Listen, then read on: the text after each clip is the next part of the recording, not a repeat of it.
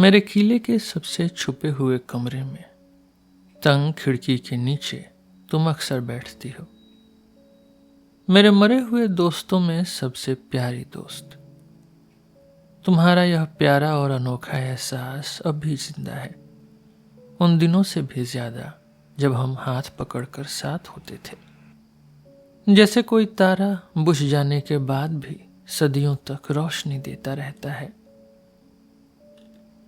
मैं नहीं गिन सकता कि मैंने कितनी बार अपनी नई जिंदगी के आसमान के नीचे चक्कर लगाए हैं। मैं नहीं गिन सकता कि कितनी बार मैं उदास हुआ हूं, क्योंकि मुझे तुम्हारे जैसा कोई नहीं मिला। दुनिया की कोई सुंदरता तुम्हारी सुंदरता से बराबरी नहीं कर सकती। कई बार मैं सोचता हूं, शायद वह तुम ही थी जिसे दांते ने सड़क पर देखा था। शायद मेरी जवानी के सपनों में तुम फिर से आई थी। मैंने तुम्हें अपनी आंखों से देखा, तुम्हारा हाथ पकड़ा, तुम्हारे कदमों की आवाज सुनी। क्या यह सब भगवान का दिया तोहफा नहीं है? क्या यह हमेशा की सुंदरता का रास्ता नहीं है? रात को सपनों में मैं तुम्हें अक्सर देखता हूं। तुम्हारी गोरी सुंदर उंगलियां पियानो बजाती दिखती हैं। या फिर तुम्हें शाम के वक्त देखता हूं, जब तुम आसमान के रंग बदलते हुए देखती थी और तुम्हारी आंखों में खूबसूरती का अनोखा ज्ञान था। इन आंखों ने मेरी कला के बहुत से सपने जगाए हैं। ये आंखें मेरी जिंदगी का सबसे कीमती तोहफा है। ये खूबसूरती और सच्चाई के तारे हैं।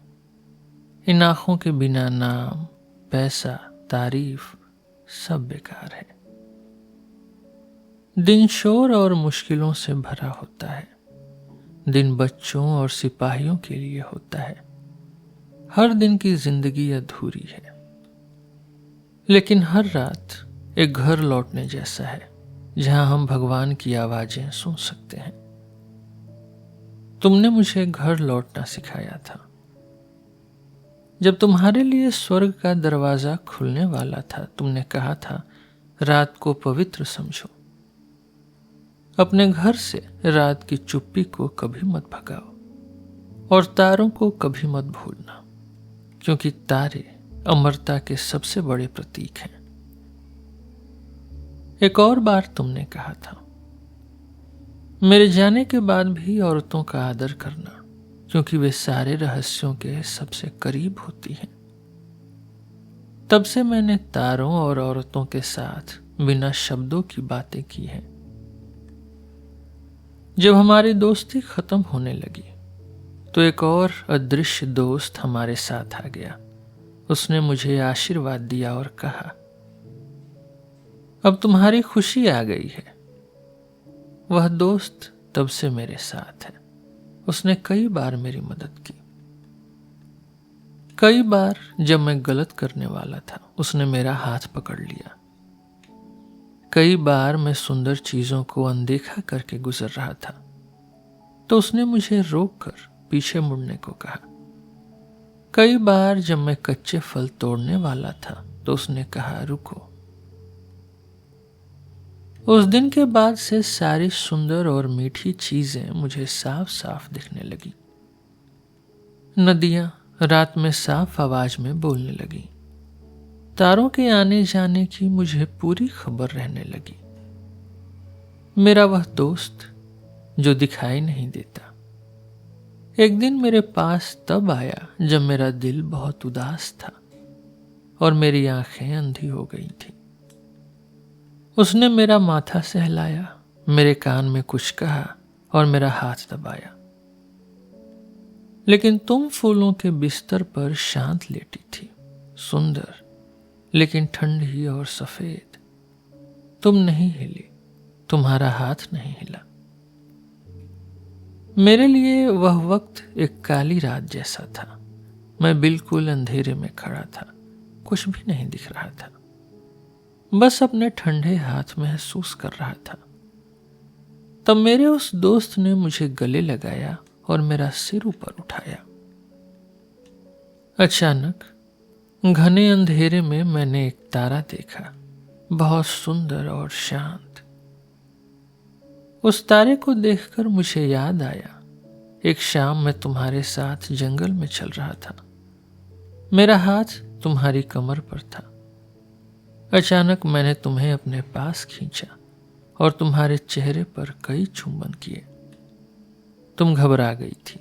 तुमने मुझे हटाया और कहा था, नहीं मेरे प्यारे, मुझे तुम्हारे लिए इस तरह नहीं बनाया गया है।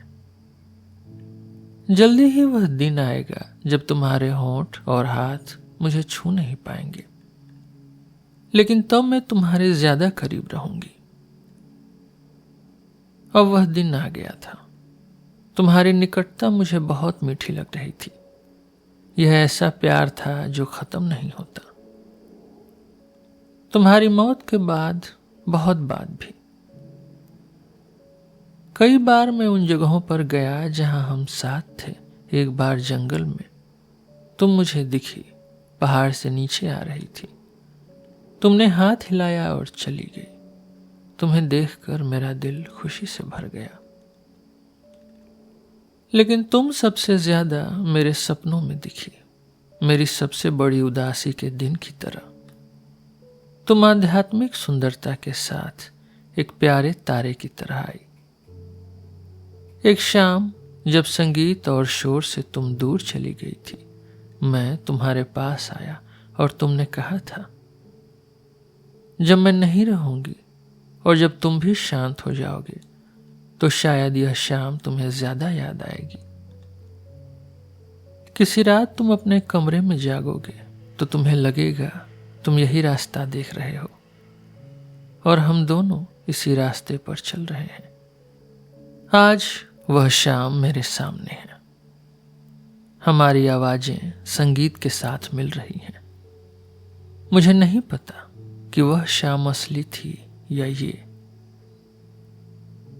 पर दोनों पर एक ही चांद की रोशनी पड़ रही है।